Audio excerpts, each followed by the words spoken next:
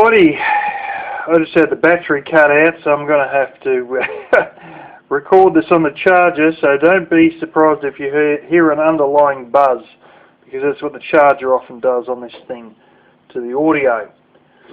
Anyway, some of you may remember a little van I bought, a Hyundai Trajet, like a deep purple colour, 7-seater.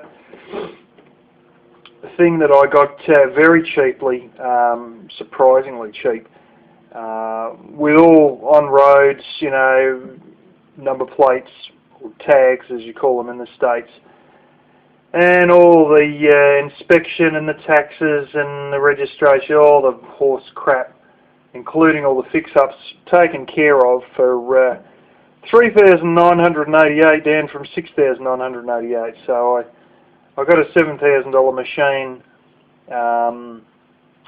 on the road, $7,000 cost for $4,000. Mainly because no one else was interested in the friggin' thing for the 2 months that it was sitting in the car yard, basically.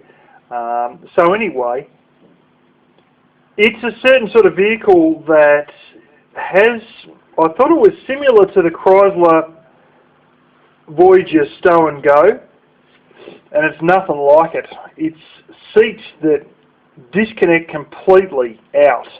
You don't stow under the floor, you just literally can pull these little bars underneath and the whole lot just all comes out, except the front 2 seats, they're not removable. In the high-end model of this, the front 2 seats actually turn around like an RV, where you can sort of turn around your driver's seat and make it like a chair for, you know, the table that's behind the, you know, that's in the living area. Unfortunately, this is not one of those. I possibly could hunt down some of those seats, but I'm not really interested. I have gone ahead and not remove the carpet out of the back, which has proven to be a stupid idea, but I have taken all the seats out, taken the little plastic covers for the seat mount points that are actually sitting under the floor, like, you know, they're open, but they're just sort of set in about 1.5 inches, and long and short of it is they have little plastic covers that surround them to hold the carpet in place. I lifted all that, well, I unscrewed all the covers, and I've put like a grey, sort of like a granite look lino down, and then put all those covers back in place, and it's also insulated under the floor.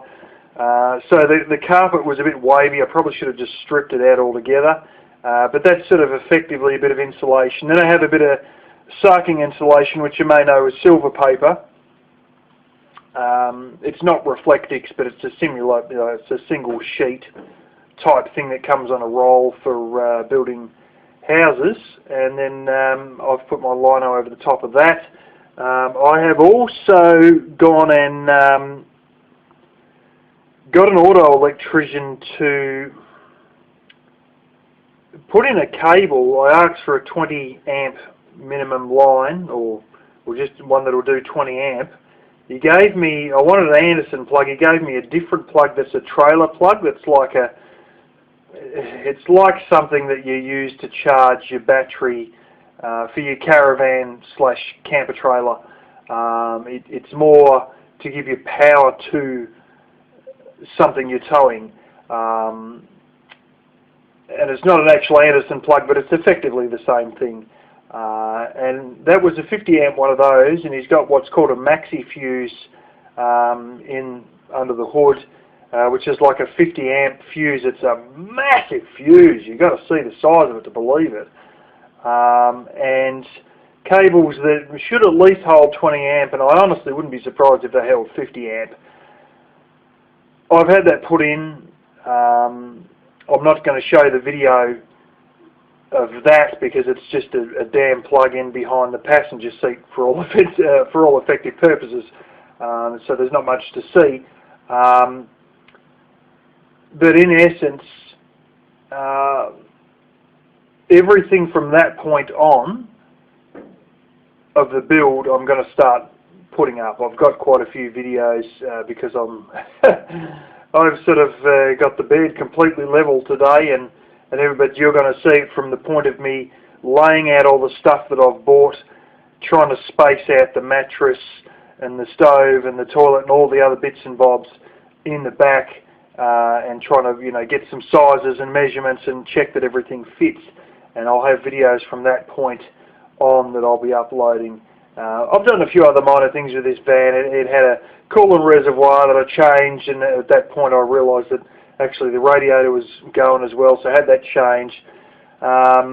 The idler arm, which is like your serpentine belt tensioner, like your fan belt tensioner, I've had the bearing on that and another bearing changed. It's just like a little rolling pulley thing.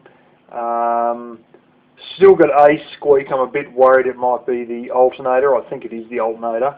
But at a later point we'll deal with that when I'm working again, because that's that might cost a little bit. I'm not too sure the battery's going too great in it either, but the battery isn't going to cost a great deal. I'm going to buy the 13.7 volt switchover relay that makes up a dual battery system and put that in the back, and buy a battery at a later point and put that in the back. But that's why the heavy cables have been put in the back, because realistically there is not any room under the hood for that. Although I have heard of people overseas converting these things to propane, so they obviously fit some things under the hood, but really speaking there's no room for a second battery.